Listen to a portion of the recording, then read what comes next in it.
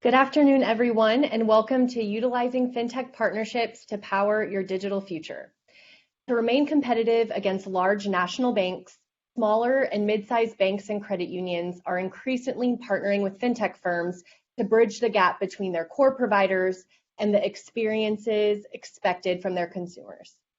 This webinar explores the importance of these fintech partnerships and the steps that banks can take to control their digital futures. We thank you for joining us. My name is Lexi Grindstaff, and I am the Director of Business Development at Bank Director. This webinar is brought to you today by both Bank Director and EPAM Systems. An information resource to the financial community since 1991, Bank Director focuses on the strategic issues most fundamental to a bank's CEO, senior leadership team, chairman, and independent directors. Since 1993, EPAM Systems Incorporated has leveraged its advanced software engineering heritage to become the foremost global digital transformation services provider.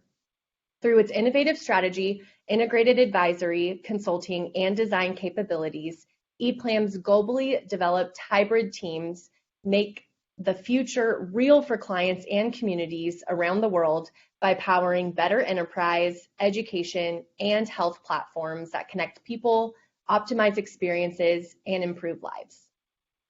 Before we get started today, let me share just a few housekeeping items. First, don't worry, we can't hear you. You have joined this webinar in listen-only mode. We do recommend today that you click on the slide bar at the bottom of your screen to adjust between the presenters and their presentation slides. If you have any questions for our speakers today, we do want you to note those by clicking on the Q&A button found on the right-hand side of your screen. You can do this at any point during the presentation, and we will have time at the end to go through as many questions as we can. There is no need to take detailed notes today, as the presentation will be shared with all attendees within 24 hours via email, and the webinar will also be posted to bankdirector.com. If you have any technical issues today throughout the webinar, you can note those using the moderator chat feature, which is on the right-hand side of your screen, and we will do our best to take care of it. Finally, the opinions expressed in this webinar are those of the individual speakers only and do not necessarily reflect the opinions of the other speakers or of the entities with which the speakers are associated. So I do want to go ahead and share a little bit about our speakers today. First, we have Alex Jimenez, Managing Principal in the Financial Services Consulting sector at EPAM. Alex has 26 years of experience in banking with roles covering strategic planning, payments, digital banking, operations, project management, business process improvement, and marketing. Welcome, Alex. Next with us today, we have Chris Tapley, Vice President and Banking Practice Leader at EPAM. Chris is an accomplished management consultant and banking executive with a focus on financial services technology and data. In his role at EPAM, Chris is often engaged by banks and fintechs to drive their transformational engagements, including operating model design, modernization, and operations effectiveness initiatives. So Alex and Chris, go ahead and take it away. Thank you. Give me a sec while I get the slides going.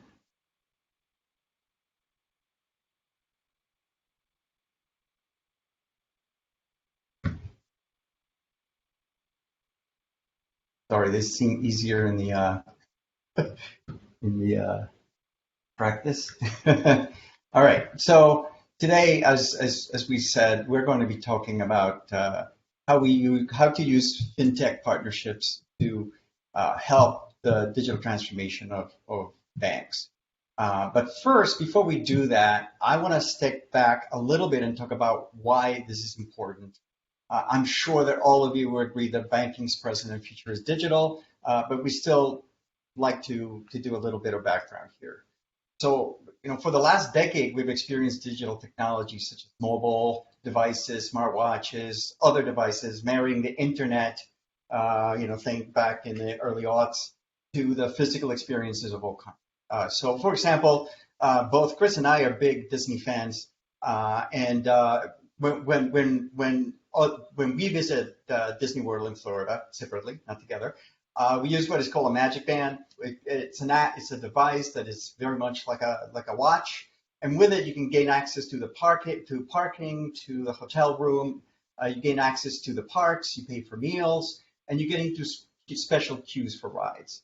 I can also use my mobile app for ordering ahead, play Disney branded games while waiting on a queue, or order and pay ahead for any kind of treats or meals. So that's the marrying of both the physical and the digital space. So there are three forces here that we follow. One is the push, the other one's the pull, and then the accelerators. And, you know, the push is all about the availability of the technologies that we used to dream about. So we're talking about AI, we're talking about data science, 5G, cloud computing, mobile devices, IoT, etc. And the pull is what we are demanding of those brands that we deal with. So in the case of Disney World, going back to that, I'm also a pass holder at Disneyland because I live 4 hours away from Disneyland. And I'm always very annoyed when I go there because what I can do in Disney World in Florida, I cannot do in California. My expectations have been well raised by Disney, and they're not being met by Disney. But my expectations are also raised because I expect that sort of level of capabilities at other places. So it is pretty common when you go to a hotel today that you're going to be able to check in and open your door with a mobile app. But you know, a couple of years ago, I went to a hotel in Fort Lauderdale, and they actually gave me a metal key. And I got it, I looked at it, and for a second I was thinking, what do I do with this? How quickly we forget, and that was what we used to do. And the accelerators, really, we're talking here about COVID-19. COVID-19 changed what we experience and what we expect. So, for example, I generally don't go to Target or Sam's Club, although I'm a big client of both of those brands. I do curbside pickup, and you know it's no longer the COVID situation that we had a couple of years ago, but I now expect that. When I go to Starbucks, I use the mobile ahead, which is something that they had well before COVID-19, but people are expecting that sort of experience. And it's gotten to the point, there are some Starbucks locations that have nothing but order ahead because that is what is now expected. So that accelerated the change in the experiences. So what about banking? So at EPAM, we do an annual survey of consumers in various markets. And we did our last survey, we surveyed 26,000 banking consumers. And we found 5 megatrends. First one is unbundled banking. So we used to talk about the unbundling that Fintech was doing of our experiences at banks, right? They were taking away that Fintech was taking this function, this business unit, this product, et cetera. But now really the consumers are doing that themselves, right? So while bankers say our customers are very loyal, they do all their banking with us, you know, 77% of consumers saying, actually, that's not true. We bank with several other organizations. And you know, and it's not something new. It's been happening for a long time. Generally, when you go to apply for an auto loan, for example, you go to a dealer and then you do whatever the dealer offers you, and now all of a sudden you have an account with some other provider, right? So it's not something that's new, but it certainly has gotten bigger and continues to get more common. Digital is ever present. 64% of consumers say they use the banking mobile app at least once a week, and 31% say that they use it every day. If you look at the U.S. stats, actually it's slightly larger, the number of mobile banking users, but I've talked to a few folks and I've said this to them, and they said they just can't imagine that anybody's actually checking their mobile app every day. But I talk to people that say, yeah, I check it every day. I'm living paycheck to paycheck. I want to know what my balance is. I want to know what hit my account. And I want to be able to do it wherever I want. I'm in a bus, I'm at a movie theater, I'm walking down the street. I want to be able to do that there. At the same time, we haven't abandoned a physical branch. 85% of consumers say that they have visited the branch at least once in the past year. That number is slightly higher for the US. I think it's 87%. Uh, and 30% say that they've gone to the branch in the last week. So it's still a big number of clients that are going to the branch. The reasons why they're going to the branch, part of it is because we are not doing a great job of providing digital experiences for things that could be done through a digital. Others, about a third of the people that go to the branch say that they want to go to the branch, that they want to see a person. And so that no matter what technology we apply, that still is something that we need to. Something that we've been looking year over year is the respondents that say that they're willing to pay for personalized advice. We actually saw a jump in this in the past year. So 47% of consumers told us that they were willing to pay for that personalized advice, and not just in digital. They're talking about also in the physical space. And that's because we are getting personalized experiences in other industries, and that is now jumping as expectations that people are having. And finally, this idea of embedded finance. We're seeing a growing number of people who are getting into a financial product outside of banks. So think about buy now, pay later, or insurance that's packaged as part of booking a trip, or embedded payments that you do with an Uber, Lyft app, etc. So those are big trends that we're seeing. So we believe that banks need to continue to adjust expectations and what is technically possible to remain competitive. If organizations do not adjust, this is the doomsday scenario that I have. I try to put a kind of a dystopian picture in the back of this slide, but the idea here is that we're seeing mega banks continue to get bigger and bigger. And while there are regulatory limitations in the US about how big they can get, you saw that Chase just got bigger because they acquired Silicon Valley Bank after it failed. And that was allowed by the regulators, even though they were already had hit their limit. So those banks are getting bigger. And on the other side, they're also getting bigger from organic growth, because when you look at where younger people, millennials and Gen Zers, when we ask them where they want to bank, generally they would talk about banks that share our values, etc. But when you ask specifically, they say the big banks, because there's a feeling that they are more capable technologically, and therefore that's where they're going. One of the banks that I worked in a few years ago, when we did a survey, we saw that we were not getting a fair number of millennials and Gen Zers because of that experience, right? There's expectation that they're doing better. At the same time, we're seeing big tech firms like Apple and Google and Microsoft, Amazon, getting into the financial services game. And you see Apple getting bigger and partnering with one of the big banks. It looks like they're going to be switching, maybe Amex, maybe Chase, but they still are talking about the big banks. They're not talking about regionals or community banks. From a consumer standpoint, the ease of just dealing with a brand like Apple or Google or Amazon is big. Generally, I shop everything in Amazon.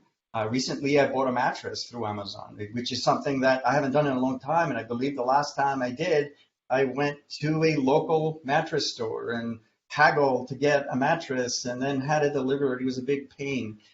It was great. I just, went on my mobile app, bought it, delivered. It was even delivered to my bed, and the old mattress was taken away. All that through Amazon. Would I buy a financial service product from Apple or Amazon? I think I have, actually. And ultimately, these banks don't become part of if banks don't become part of that ecosystem that's built between the mega banks and the big tech firms, they're going to be squeezed out. And either you're left as a niche player, or you become isolated, or you get sold, or you fail. Generally, you're going to get acquired if you don't move forward.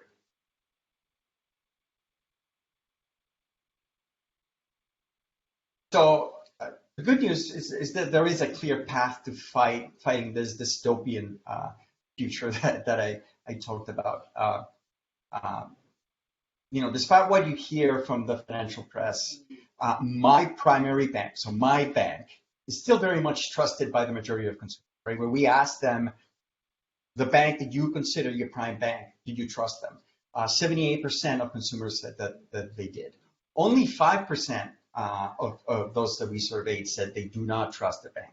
That number in between are the people that were kind of neutral, that were in the middle. But 78% it's a great number, particularly if you compare against the big tech firms. So I have the aggregated number here for those 4 big tech firms that I have there, which is 52%. But you see, Google and Apple are 53, 54%. So certainly a majority of people trust them for financial services, right? That was the specific question.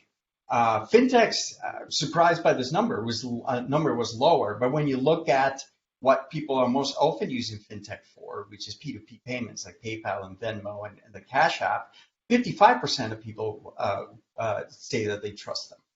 So these organizations are gaining on banks. So banks should be taking an opportunity to leverage that trust and moving forward. So if they did, what would this future be? And this is supposed to be a more clear future, a more positive future for banks. And we believe that what's going to happen, that we're going to have a 2-tiered kind of market. And first, there'll be a healthy number of banks that are curated platforms. And what we mean by that is organizations that combine their own capabilities with those of other financial services companies and fintech firms. To a certain extent, we're already kind of doing that, right? There's a lot of banks who don't have their own wealth management, and they outsource that or partner with someone like LPL to do the wealth management. That's sort of what we're talking about, right? There are some things that you're not experts in, but you want to be able to be the main bank, and therefore you extend your brand by partnering with somebody else, right? And then there'll be a second tier of banks that are going to be focused on specific segments and often partner with curated platforms. There's some organizations there's some fintechs that are very specific to LGBTQ consumers or African American consumers or some other group of people that may have very specific needs that a general bank is not going to be able to afford, and you could then partner with them to build this curated experience. And in this future, consumers would benefit from having a diversified offerings. And I believe that then we would have a healthy number of banks. However, I still expect that there will be more M&A in the future. And where big tech firms will remain is that there still will be distribution channels for certain products that are very specific to what they do. And if banks do a really great job, then some of the big tech firms are going to start partnering with banks to do some of the things that they already address. So, for example, Amazon saw a need for merchants to have lending because merchants have particularly smaller merchants have a difficult time getting loans from legacy banks. If we did a better job there, that Amazon may say, you know what, that's not our capability. We will partner with these 4 or 5 regionals or these community banks, and that's the way we will go forward. And that's what I would expect if we do this right. So how do we get there? Chris is going to take us from here to let us know what we believe is the path forward. Thanks, Alex. So at EPAM, like a number of consulting firms, we've established a framework that we utilize with our clients to help them ultimately cultivate this partnership of fintechs and therefore, leverage those to drive that digital capability as they look toward the future. And for today's webinar, we've basically distilled this framework down to 10 steps that we'll walk through a little bit to kind of explain how organizations can leverage this framework. Now, the first step is to define the objective, right? Is your goal to basically enhance your existing digital portfolio?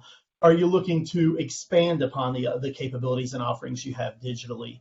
Are you trying to achieve market parity with those mega banks that, as Alex mentioned, they often have the ability to deliver kind of market leading digital capabilities and experiences, and they can build those in-house? Is your goal to create those niche capabilities that'll differentiate your organization from the others, right? So you have to define what your objectives are, which will kind of drive your strategy and ultimately the roadmap of capabilities you deliver. You also need to define success, right? What does success look like?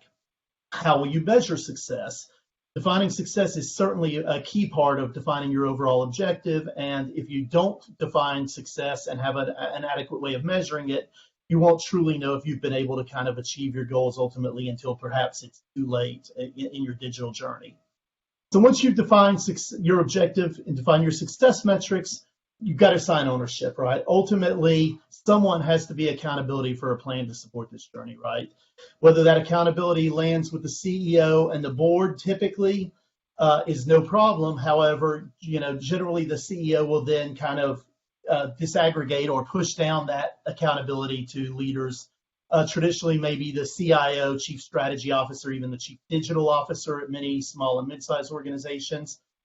Recently, a lot of our clients have added Chief Product Officers, Chief Experience Officers, Chief Innovation Officers, and ultimately maybe that the accountability of execution of the plan to deliver those objectives will fall to those new leaders. Once you've assigned somebody with ultimate accountability, right, you've got to take the objectives you've defined, be very realistic about your current state from a digital experience perspective, and use that to identify gaps, right? The key is that those gaps don't have to be gaps that just exist today. They're gaps as you put together kind of what your end state looks like, what those objectives look like, right? The gaps need to be either developed, either analyzed in-house, or a lot of our clients use EPAM or other third-party consultants to assist with that gap analysis. But ultimately, the goal is to determine exactly which capabilities either need to be expanded or need to be added in order to achieve your objectives. Again, those objectives being market parity, creating niche capabilities, or just truly, creating more digital capabilities for your end customers. Once you've kind of completed that assessment, that gap analysis, the next thing to do is to start to identify the partners who can help you to kind of close those gaps. Now, this usually is easier said than done, but there are a number of ways that our clients go about this, right? One obvious way would be to get market intelligence reports from industry leaders such as Gartner. You could attend industry events and in networking sessions there, right? There's peer discussion, peer analysis. Or, your third-party consulting partners often have access to both an ecosystem of partners as well as some industry intelligence that perhaps your bank doesn't. So leveraging all of those to identify the fintechs that are delivering those capabilities to the market or have plans to deliver those capabilities to the market ultimately is the end goal here, right? Once you do that, you've got to basically identify exactly the type of partnership that you're going to undertake. This is a two-way street between you and the fintech, right? Will you simply acquire a product that they put into the market today? Will you leverage a service that they offer to maybe develop capabilities? Will you co-invest with them? Will you leverage a combination of all the above? Each of those has obviously pros and cons, but one way that we often encourage our clients to think about it is the amount of control that they want to retain versus the amount of control they want to give up to their partners, right?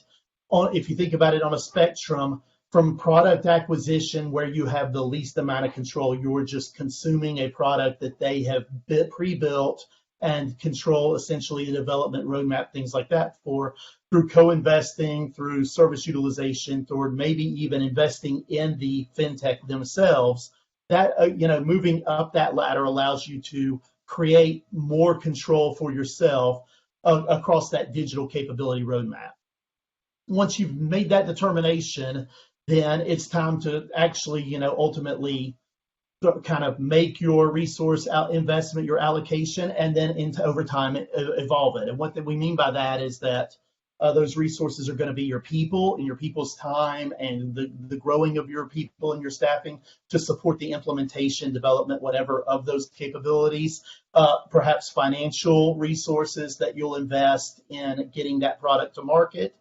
But as you think about the life cycle of those capabilities, right, your resource allocation will evolve. It'll be from a build to a maintain and operate through perhaps even, an end of life at some point as those capabilities either evolve or replaced or transform completely. So understanding not only the short-term but the long-term allocation of resources is critical as you start to engage in a fintech partnership. Perhaps in parallel to that, or certainly very, very quickly after, you need to then kind of build the infrastructure to support the delivery of those capabilities, right? And everybody thinks infrastructure, they immediately go to technology, right? Whether it's on-prem or cloud infrastructure. And yes, technology is important. You also have to think about the bank's ecosystem of tools and services that you might need to integrate. You've got to think about your API library and your API capabilities. But you also need to think about, how you actually handle the infrastructure surrounding the technology in order to support delivering those capabilities to market, right? So what are your business practices? How do they align to your fintech partners, right? Those partners will likely be very, very agile in the way that they build and the way that they deploy. So making sure that, that you can align to their timelines and roadmaps, making sure that your organization has the capability to consume at the rate that they're ready to deliver certainly will make you much more efficient and more effective. Organizational change management across the enterprise really is a critical component of the process and is often one that is very late to the table, very late in the planning cycle. And, the earlier you can implement that, the earlier you can start to think about OCM, the more ready your organization will be to consume and deploy those capabilities out to your customers.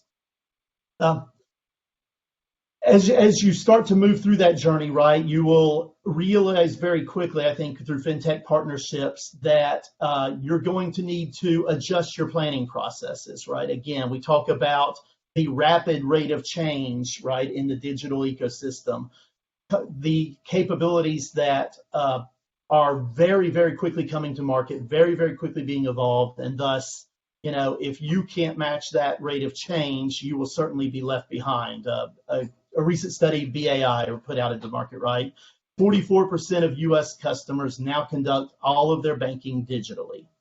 So if you think about that, that's double the amount that were doing so before COVID. And as Alex mentioned, right, COVID was certainly an accelerator of consumers' digital journeys. However, the interesting point was that 85% of respondents to the BAI survey said that they will continue post-COVID, and whatever post-COVID looks like or means, to conduct all of their banking through a digital-first experience. So you've got to be able to evolve all of those in-branch capabilities and services, not just that you offer today, but that you intend to offer in the future, to have, kind of digital-first versions of that, so that you can support those customers as the amount of users who, interact with the mobile app on a daily basis continues to move up and up and up. In addition to that, you need to think about, how your organization is ultimately kind of assembled for agility and for delivery. Traditionally in banks, right, we have been very much focused on project delivery. We go through some kind of project planning cycle, then we go through some kind of budgetary cycle, then we go through marshaling resources to execute a project, and then we're up and moving. And fintechs certainly do not execute that way, right? Fintechs are incredibly agile. Most of them have organized around some kind of version of, we'll call it DevSec test ops, which means development, security, testing, and operations, all built into kind of one team, one model aligned around products rather than aligned around projects. So when they're organized that way, they can very quickly deliver to market. In order for you to be able to support that, right, a lot of our clients today are looking at their operating models. They're saying traditionally we were organized around projects. That's been very inefficient. By the time we actually get through project planning, budgeting, project execution and deliver value, the market has completely changed. The rate of change has been so rapid that we don't see the return on the investments that we started planning 2-3 years ago. So in order to kind of pivot and adjust to that, we're seeing a lot of our own clients move their operating model to more product focused, and a lot of times, kind of that what we call dev set test ops.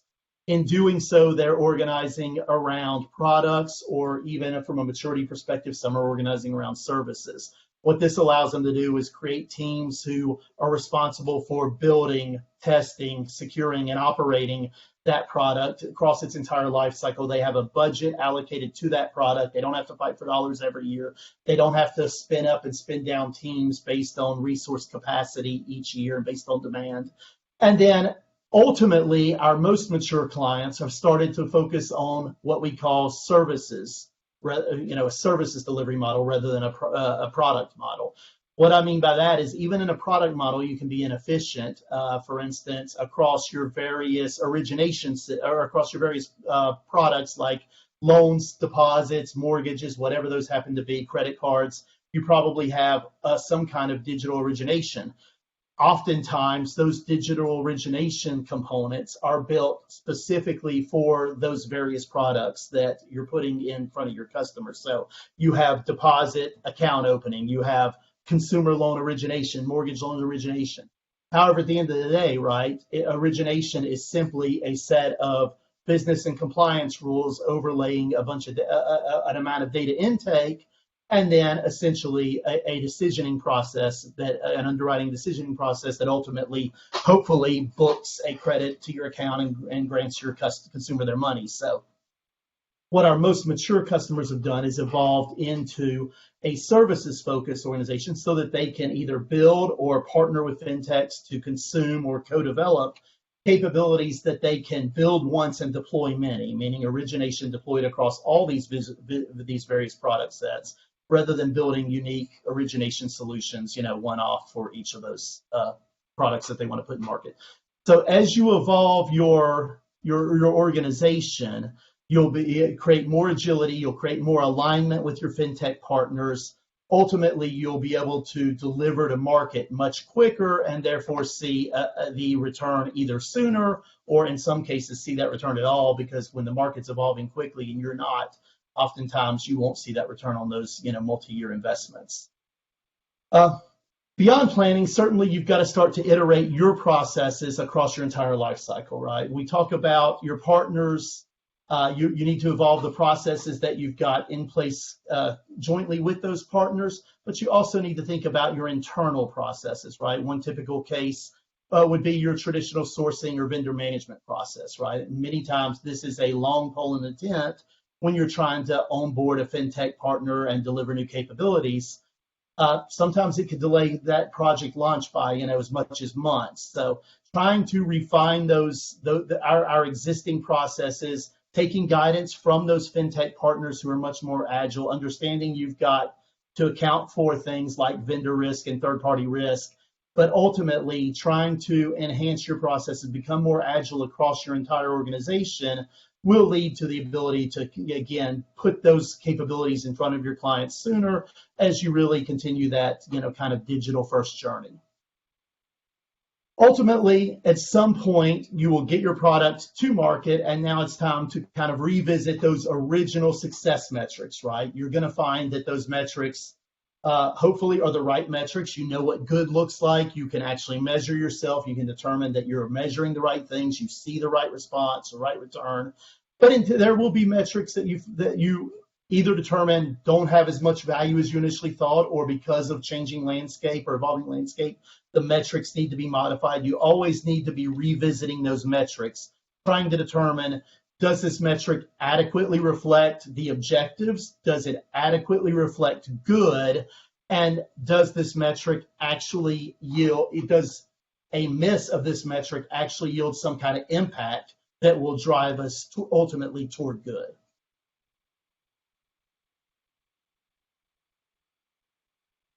Go ahead.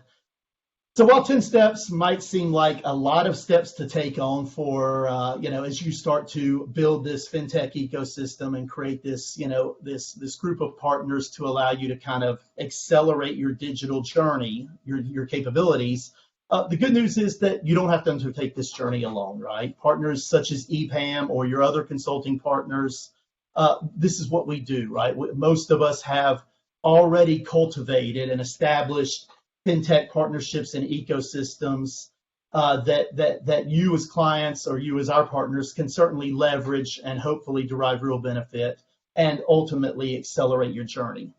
How can you do that? Number one, the first thing we bring to the table maybe is versatility, right? Not only have your partners cultivated an ecosystem of fintechs and partnerships, but they haven't generally done it just by partnering or identifying one fintech or one partner who provides the capabilities you might be looking for. Normally, we have multiple fintech partnerships for the various capabilities that we're tracking, whether it's industry intelligence, the biggest banks, things like that, and determining what those best of breed capabilities are. We're establishing multiple partnerships within our ecosystem so that we can help you pick the right fit for purpose partner for those capabilities as you attempt to bring them to market. Second, flexibility, right? We have already established a relationship with these fintechs, and that relationship is one that our clients can choose to leverage in a number of ways, right? First, we can create the connections, create the opportunity, the networking opportunity for our clients to establish their own one-to-one partnership with these fintech partners, and we have no problem with that. We obviously can be leveraged to very quickly create tri-party relationships, or we allow them to, kind of work through us and leverage the existing partnership we have, at least to jumpstart that relationship while they're working to build their own partnership with whatever fintech partners they select. Finally, and probably most importantly, our clients can leverage us for speed to market, right? The goal here is that because we not only vetted these partners, we've also worked with them, whether it's helping them to build out their products, helping them to enhance their capabilities, or helping them to implement on behalf of clients of ours or joint clients between us and the partner. We've got experience we know them, we've got experience, we have implemented it, we have worked with them. And so hopefully you can leverage our experience to quickly create those connections, create that implementation, and therefore, again, more quickly deliver that ROI for you guys.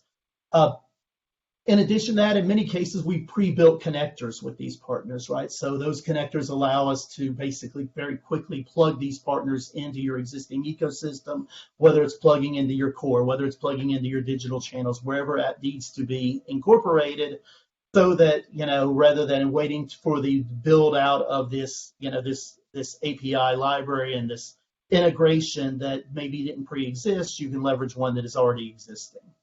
The goal ultimately here, right, is that by leveraging the work that we've already done, you can get to market faster. That increases not only the customer experience that your customers receive much more quickly, but it also then increases your ROI in the process. Ultimately, those are really the goals of the digital journey as you try to compete with these mega banks who are building themselves.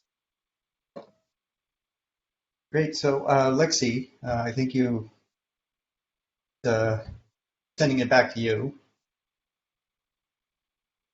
Yes, thank you so much, Alex and Chris, for that. So I just want to remind attendees, we do have a little bit of time. So if there's any questions that came up, you can submit those. We do have some that came in, so we'll start working through those. So to start, someone was asking, with that 10-step roadmap, what areas do you see your bank clients struggling with the most? Chris, I don't know if you want to tackle that first. Yeah, great question. So I'll tackle it first. I think the biggest struggle, I'll say it's twofold, right? Number one is the typical analysis paralysis, right? Our customers, I always tell people, I'm a physics guy, it is much easier to build momentum than inertia. Getting started is hard. Our clients know they need to do this. They understand that digital is both the present and the future. They know they've done some digital transformation and modernization work, but how do I move forward? They end up in this kind of cycle of, I'm not sure where to go next. I'm not sure what to do next. I know that the big banks might be, I'm at risk of the big banks leaving us behind, but I really don't know how to get started. So creating inertia, getting started is absolutely hard, but it is absolutely crucial. It is much easier to pivot once you've got motion than it is to get started. So that, I think, is the first challenge they face.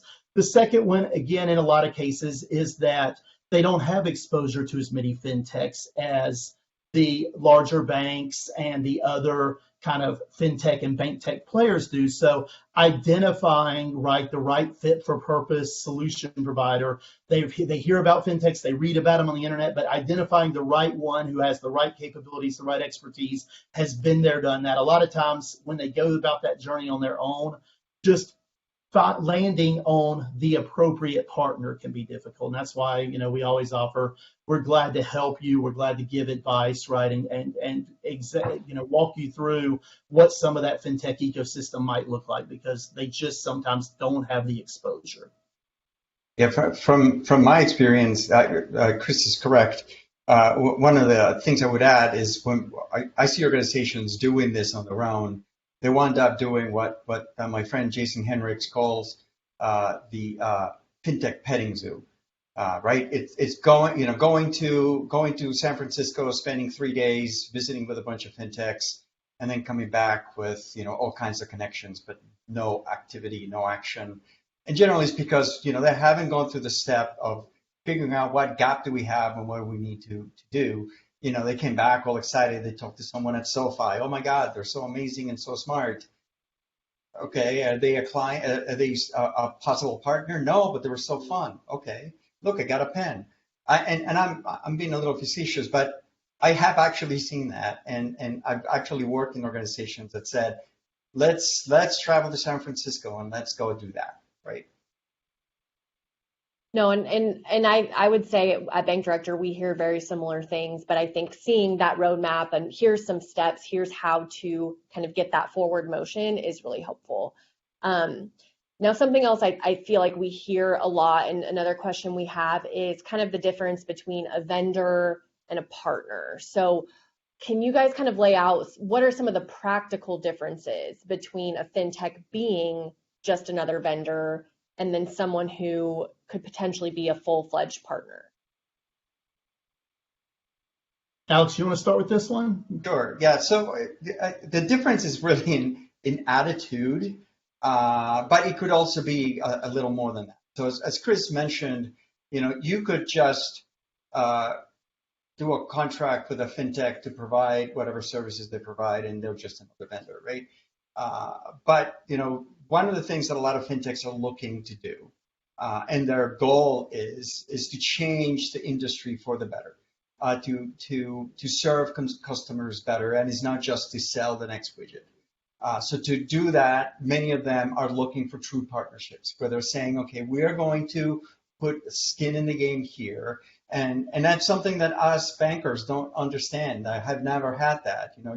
You don't have FIS coming in and say, hey, this is a shared customer.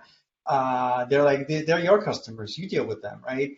As opposed to a fintech company that might say, look, we want to be in that conversation. We want to be part of that discussion of how we treat customers. So part of it is attitude, and the other part is, as Chris mentioned, you could be investing in the company. You could be doing something more than just hiring you as a vendor.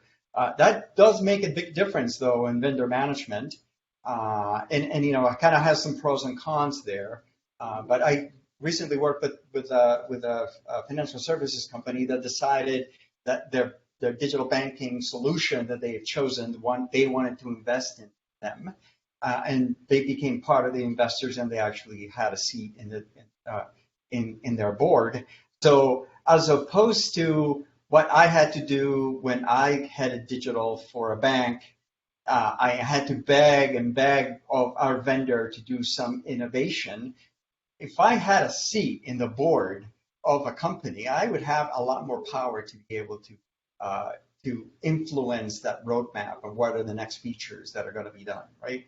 So part of it, like again, is attitude, but also how you're willing to become a true partner, as opposed to, hey, do a vendor. You can just be a vendor as well. I mean, it's what you make of it. Alex's answer was great. I will add one thing. The other side of the coin is that while plenty of fintechs are absolutely open to being partners, we as the consumers, as the partners of those fintechs, we have to treat them like a partner, right? We have oftentimes been so used to thinking in the mindset of this is a vendor who provides me a product or a service. And my background, right, I've been CIO, CDO, COO, C-level for a number of financial services firms, banks over the last 15, 20 years. And even I can admit, I oftentimes have the mindset of this is a vendor of mine. They do this work for me, right? So if we don't treat them as a partner, right, it can't be a one-sided partnership. We have to engage them, we being banks, financial services, and the client side of the house, we have to engage those fintechs as a partner, treat them as a partner, view them as a partner, bring them to the table as a partner, right? Whether it's not just being on their board or co-investing with them or investing in them, we have to bring them into our strategy meetings, our, vision. We have to basically make sure that it's not just a one-way partnership. Yeah, I think those are really good notes. And Alex, you touched on something that I think would be good to kind of stay on for a second, and that's, vendor risk management, looking at partnerships from that lens. What would you all say is helpful for getting the risk management teams on board with working with fintech firms? I think sometimes that can stall the process a bit. Yeah, when I headed digital at a bank, my office happened to be right next to our chief of risk officer. And very early on, I realized that when I needed to do something, we were bringing our risk function in very late in the game. And I started purposely actually going to him first before I took to anybody even in my team. I would go to him and said, Len, I'm thinking of doing this. What do you think? And there were times that, there was a lot of back and forth and so on, but there were a few times when he came up with ideas that I had never thought of, that he surprised himself. I was like, oh, I don't know where that came from, right? The filter that a chief risk officer has is actually very helpful to banks and is helpful to innovation. So when I hear organizations say that risk is a limitation to innovation, I find that backwards, because to me, risk does give you some limitations, but that then helps you figure out a new way and different way to attack it. So to me, the quicker you can get risk, the quicker you can get audit, compliance, vendor management, info security into the conversation, the better. I've had situations, I rolled out, I actually signed a contract. We went to roll out a tool, and then our CISO said, hey, we haven't tested this. And we said, oh, gee, I guess we forgot. Sorry about that. And they actually did a test, and there were some major security issues with the platform. We went to our vendor, and he was a vendor, and we said there are issues, and they said, oh, we know about that. It's in our roadmap 2 years out. So then we had to go to legal and say, how do we get out of this contract, right? If we had that from the get-go, we would have never signed a contract. We never would have had to get legal involved in our contract. So go to them first, or go to them early. Yeah, I would echo Alex completely, right? Whether you're thinking of risk management, cybersecurity, infosec, audit, compliance, right, vendor management, everybody wants to do right by the organization, and they've got their own roles to play. Engage them early, be transparent, right? They're not here to rain on your parade, to create difficulty for your project, for your partnership. They're here to help establish the right guardrails so that both organizations ultimately are protected while still doing everything they can to help empower getting everything we can to market for our clients. So engage them early, be transparent. If you do those two things consistently, they will feel like they're part of the journey, they're part of the process. They will be open to, as Alex mentioned, maybe ideas and thought leadership that you hadn't considered that ultimately will deliver a better result for you and your fintech partners. And I would have one more thing. Yeah. Sometimes you may even want to talk to your regulators first.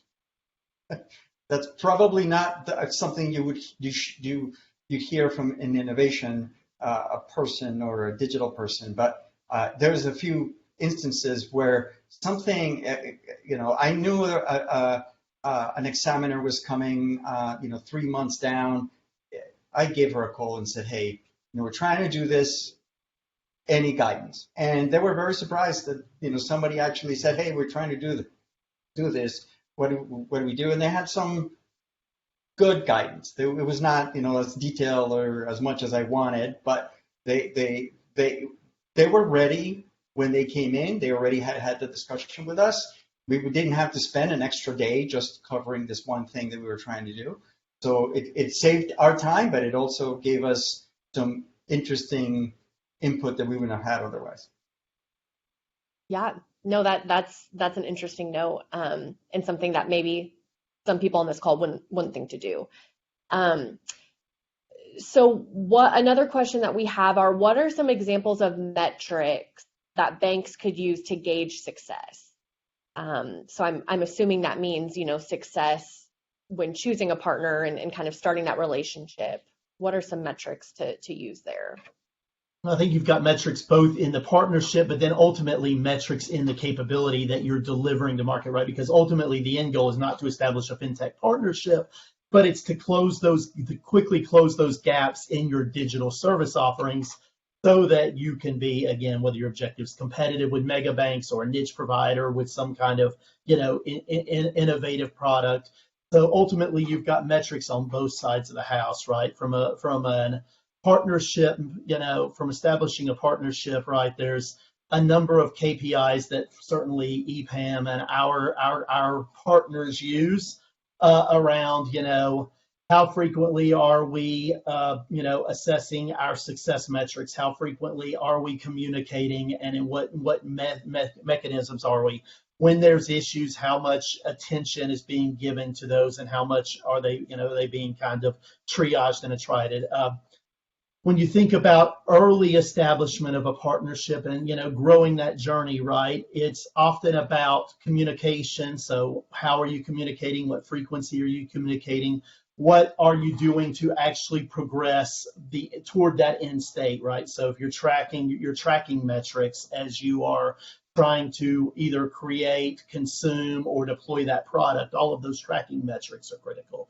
And then when you get into the actual end result and deploying those digital capabilities, right? Alex is probably as good as anybody when it comes to talking about that stuff, just based on his background in digital and marketing, for a number of organizations. So I'll shut up and let him. Yeah. It depends, of course, on the ultimate goal, right? So if your ultimate goal is better customer experience, then a customer experience kind of metric. I hate NPSs because an NPS, a Net Promoter Score, only measures moment in time and measures intent, not actual recommendations. You're asked, do you intend to recommend your client to your friends and family? And you say yes, but there's been many times that I've answered that yes, but I never actually went out and said, hey, guess what? This is the best bank, right? Yeah, I'm not actually making that recommendation. So it's a little harder when it's something like customer experience, but certainly looking at error rates, looking at complaint numbers, those sort of things will give you a good gauge. I am a believer that you need to have a one-to-one kind of discussion with customers to understand their needs, their pain points and so on. So it's not necessarily a metric, but it's part of the program of being able to have those conversations and understand where you. And then you augment that with some of these metrics on system being up, or errors, or problems, or complaints, or compliments for that matter.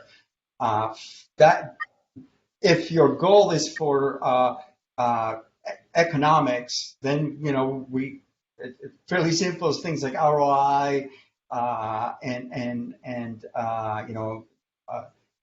new revenue, less costs, all of that would be appropriate if that is your goal. So it really would depend on what the ultimate goal is of your organization. I'd say that the vast majority of financial services companies say that they compete from a customer experience standpoint. So everything you do should have a customer experience lens in addition to the financial piece as well. So I know it's a little bit of a punt, but it depends. Yes. Well, there is probably a lot to consider there.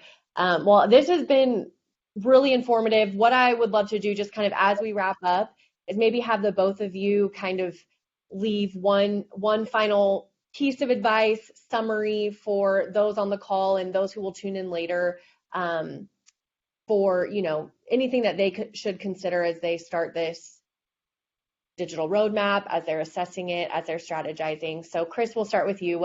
What's one piece you want to leave our attendees with? There are so many fintechs in the space right now who are absolutely doing amazing things with the tier 1 and tier 2 banks, and so many of them are interested in working and partnering with the tier 3 and tier 4 banks. They don't know how to establish those partnerships. They don't know how to really even connect with banks that are, outside of the top 50 banks in the country. So they're out there, they're available, they can help you very quickly close those capabilities. If you don't know how to find them, reach out to us. We'll gladly help wherever we can. But absolutely, they're out there. They're already doing work with your competitors, with the larger banks in the country, and they are absolutely all open to continuing to expand their partnership base and help you guys out, because again, as Alex mentioned, ultimately, generally they want to do good for the industry, for the economy, for the world. So find them, partner with them. They can absolutely help. Thank you. Alex? Our number one step to me is super important. And as someone who spent a lot of time in strategy at banks, that's something that I always talk about, and is the ownership and vision are very important, and they have to be driven by the CEO on the board. Yes, you can have a CIO, a CMO, chief digital officer, chief innovation officer, and so on, driving the day-to-day part of this program, but it's got to be the CEO that's involved and knows what's going on and is pointing to the direction of where they're going, and the board as well. And you can't have a board with 10 CPAs who have not worked anywhere outside of their accounting firms, and that's the board for a bank. That used to be what we had back in the days. You gotta have directors that understand technology, that are within technology, bring that knowledge to the board, and you gotta have a CEO that, while they may be very focused on lending or commercial lending or retail banking or whatever, that they are also very much focused on technology, on fintech, on where the industry is going. And that has to be a part of the CEO's job. Well, thank you very much for that. Just as a reminder to all of our attendees, you will receive a recorded version of this webinar within 24 hours via email, and it will also be posted on bankdirector.com. Alex, Chris, EPAM, I want to thank you for co-hosting today, giving us all this helpful information. I want to thank all of our attendees for joining us, and I hope everyone has a great rest of your day. Thank you.